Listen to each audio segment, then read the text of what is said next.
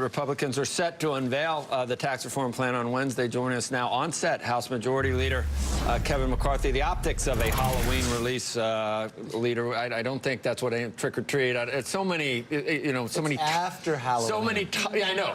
That's why you're doing it on the 1st instead of the 31st. But one thing we do know is that a lot of the details have been kept secret, I think, to some extent, intentionally, because you're going to mobilize every lobbying group or special interest on the planet that is affected by any of the loophole closures, and it's going to be difficult. So does that go into the thinking that you want to keep it under wraps until you're almost ready to vote on it? Look, it's not easy to do tax reform, especially with your eliminating loopholes, but I argue against that it's kept secret. Think about this. We put our framework out before the election. We've put out all this year, as you've watched, we're going to lower the corporate rate to 20%. We're going to double the standard deduction, meaning a husband and wife or a couple, they get $24,000 tax-free instead of $12,000. The first $24,000 tax-free, single person instead of $6,000 now get $12,000. We're going to shrink the 7 rates down to 3. We're going to lower small business to pass through to 25. That's a 40% decrease. So I think we've been pretty open. Now the final details. Just give us a detail that there will not be a fourth. No, they're still working. This is what we put out. So people can work out the details, look at the others. I mean, the only fourth bracket I really support is... How many brackets are is a secret? No. I mean, people argue back and forth. Then. Look, I think there should be a bracket, and this could pay for the rest of it just on calendar models. Increase that bracket, and you can pay for the rest of it. Oh, calendar model. That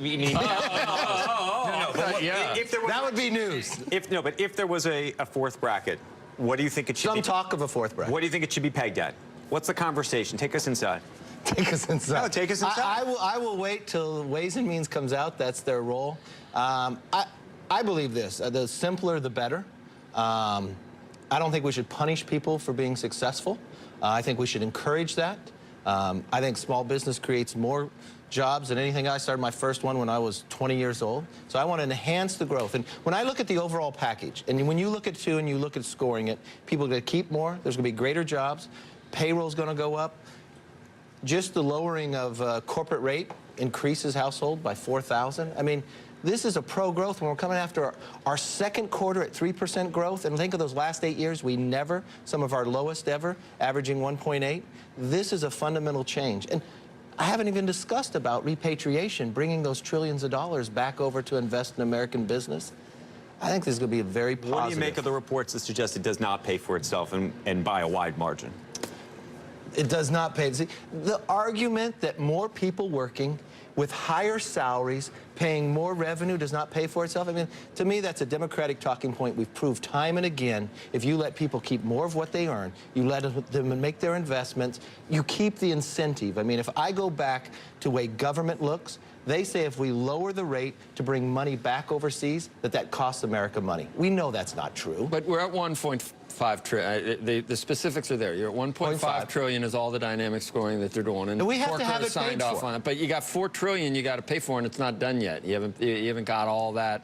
I mean, there are going to be some unhappy people in some sacred cow industries that are going to fight tooth and nail. The housing industry's already trying to mobilize. I don't know what happens with 401ks. That looks like it's no longer going to be... Look, we're going to up the rate on what people can give in 401ks because we know the importance of that. Your viewers understand. I apologize. Let me talk about it. I'm not going to up the rate. We're going to up how much someone can put into it. Not tax deductible, though. Look, I'll let them write it out. I think it's, to me, my first investment was in a 401k, and I didn't have any money, and it allowed me, and pre-tax encouraged me to do it. And by the way, at a time when the nation is facing a retirement savings shortage, and pensions are going away, so you're in favor of actually keeping that. We are more successful the more individuals can become self-insured with their own money.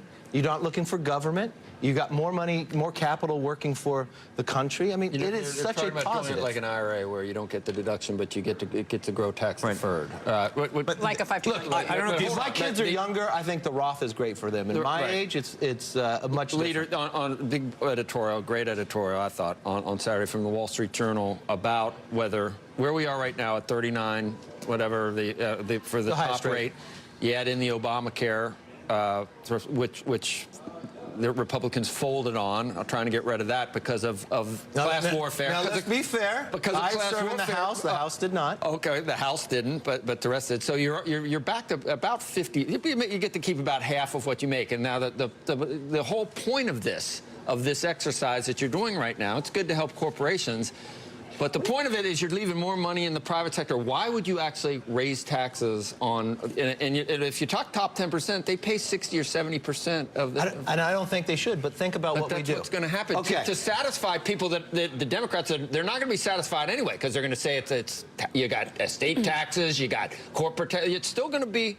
They're still going to call it a big boon for the rich. You haven't walked through the plan. What we do? We eliminate the AMT. You know how big that is when you eliminate the AMT? That's worth more than when you go through the home and others. We double the standard deduction. Only 1/3 of America itemizes. There's going to be fewer people that have to itemize now. But you still have the choice to do it. When you make it simpler, when we lower the rates, at the end of the day, if people look at the overall tax bill, first thing they're going to say, this is pro-growth. Right. This is going to create more jobs. Those who have jobs today are going to get higher pay. It's going to incentivize entrepreneurs for more small business, the lowest rate they've had in more than 40 years.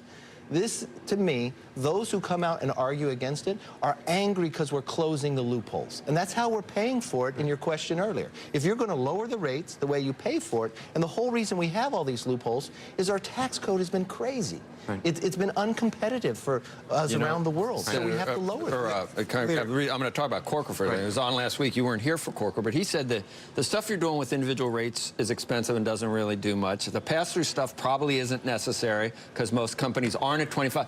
And all these things, if you would just do corporate and go to 15, instead of trying to satisfy critics or to play the politics of a middle-class tax cut when it's not really that significant. Just do the growth side of things. Go to 15, because if you end up at 25, it's not even worth doing. But how do you just do corporate and not do pass-throughs? Small businesses because create most more... people are below 25 anyway. Most of them are below. You know that. Yes, below 25 anyway. It gives the incentive. It has the ability to move forward. They create more business than any corporation has ever. But you don't think it's a giveaway to the wealthy?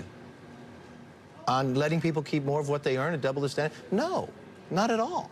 So all of those companies that effectively, there is a group that's going to go from effectively 39% right now down to 25, and that's...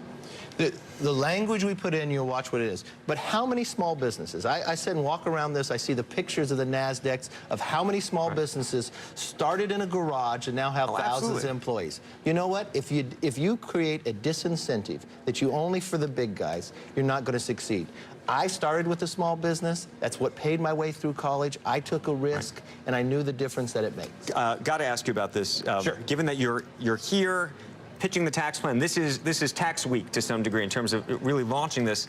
However, there's also this other big headline that may have already overtaken Washington, at least, which is Paul Manafort. The uranium. Okay, sorry. I thought you meant the uranium. No, I thought Hillary. Didn't you think that? No. This is money laundering, like from 2008. Hold on. So, Paul Manafort surrendering, Rick Gates surrendering. This Mueller investigation clearly is heating up in a meaningful way. This is the conversation that's happening in Washington. First of all, what do you make of it? Well, yeah, it'll make news, but let's see what this is first about. We don't know what the issue is of why they're saying to come in. Did this have anything to do with the president? I don't know. See what it is. But the one thing I do know is President Trump won this election based on going out to the American public, talking about job creation, talking about exactly what we're doing this week when it comes to taxes. Are you concerned at all about Russia meddling or interfering in the election?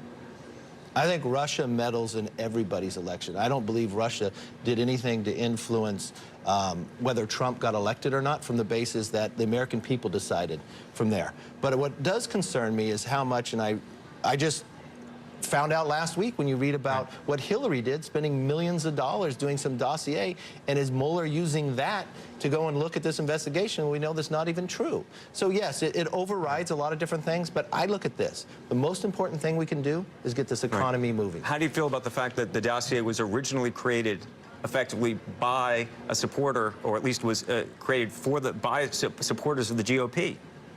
It never went forward beyond there. And Hillary took it to the next level and took it public. Spent millions of dollars and now says she didn't know what she spent it on. Her campaign manager said, well, I didn't know what we were doing. How do you spend millions of dollars in a campaign and not know? And why do you have to have your attorney with you when you're answering the great thing I think there's a lot of questions. Hillary's former campaign manager, Brian Fallon, says, it's Oppo research. I would have done 10 times as much. But then you look back at the amount of time spent on Donald Trump Jr. with this ridiculous, remember the meeting there? Oh, yeah. And that was treason. That was the death penalty being called for. Do you also remember President Obama, as president running for re-election, telling Medved, hey, tell Putin I'll be more flexible after the next election? To me, that is very concerning. The Wall Street Journal's editorial page today suggested, more than suggested, but effectively called for the resignation of Mueller. Do you think that last week? That wasn't. That was over the weekend. Sorry, over the right? weekend. I apologize. Yeah. Do you think that that's appropriate? Look, I read that afterwards. I think it raises issues, the people that he put on this investigation. When I look to attorneys, I believe in the rule of law. But he was looking at hiring people that had played in politics, had given their money in politics, especially from one side or the other. So that raises a lot of doubt. At the end of the day, you want to be able to bring out a report that people are going to trust. You cannot start a structure that makes it look political to think that people aren't going to think it's a political outcome.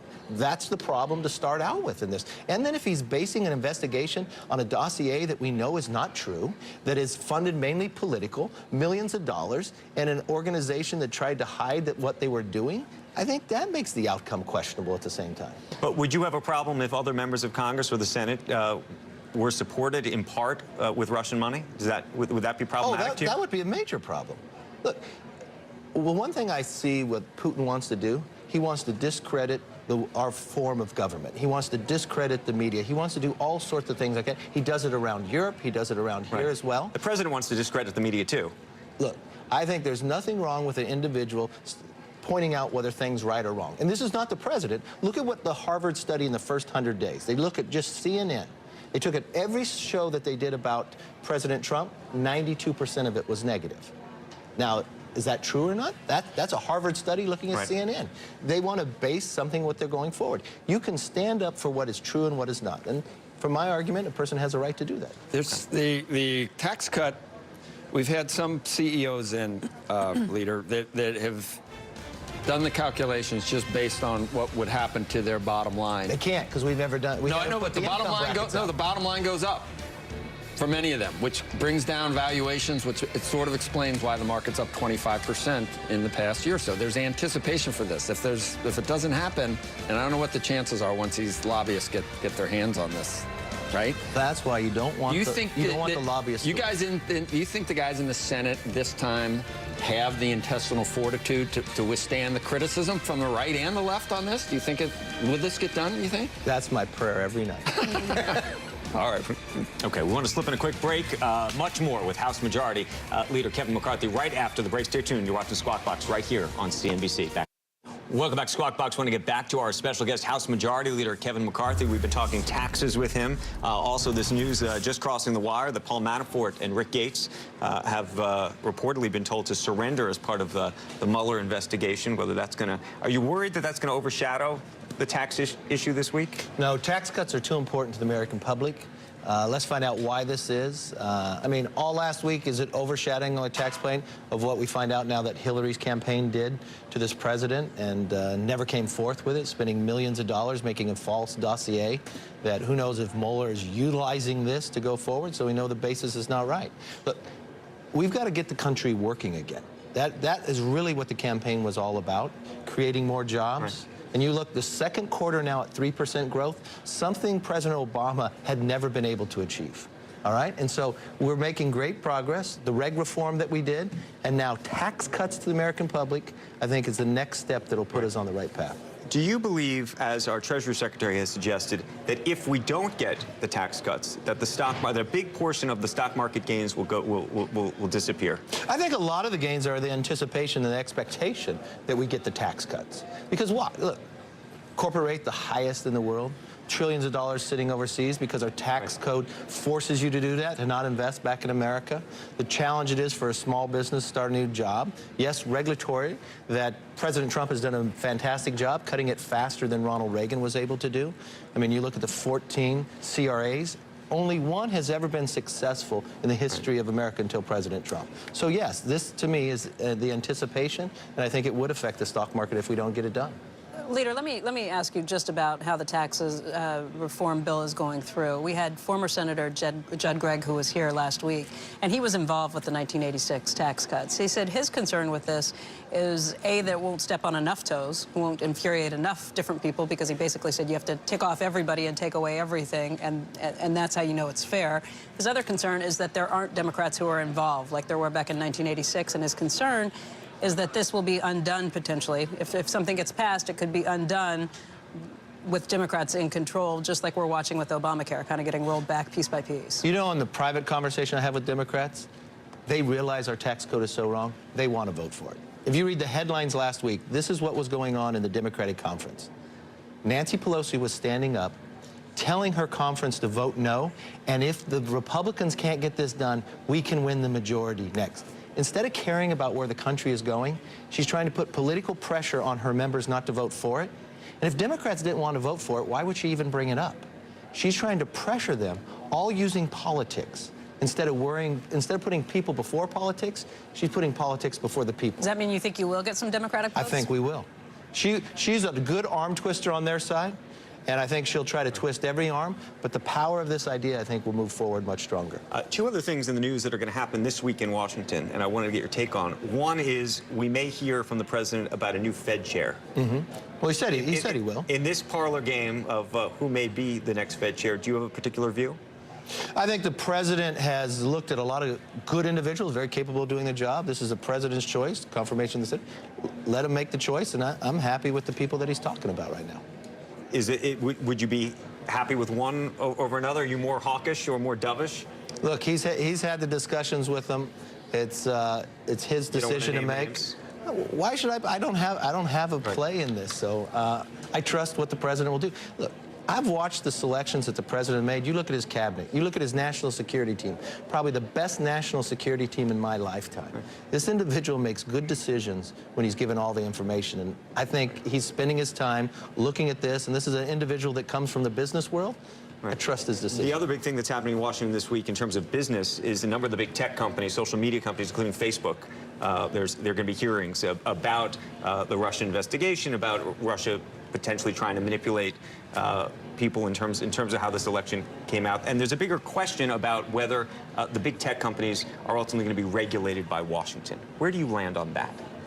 I don't look for creating more government, but what I do think is you've got to have transparency. Because what I've watched big tech do many times is kind of run it in a different manner. Kind of against Republicans in manner of what to do. I think transparency. If somebody's putting something up, just as we put something up in a campaign, say where it's coming from and let the public decide whether that information is worthy or not. So you guys really did, guys, I mean, Senate and House, you did the budget thing. I'm shocked, almost fainted. You're on track to actually do this, to have it done, maybe by Thanksgiving and then signed before the end of the year.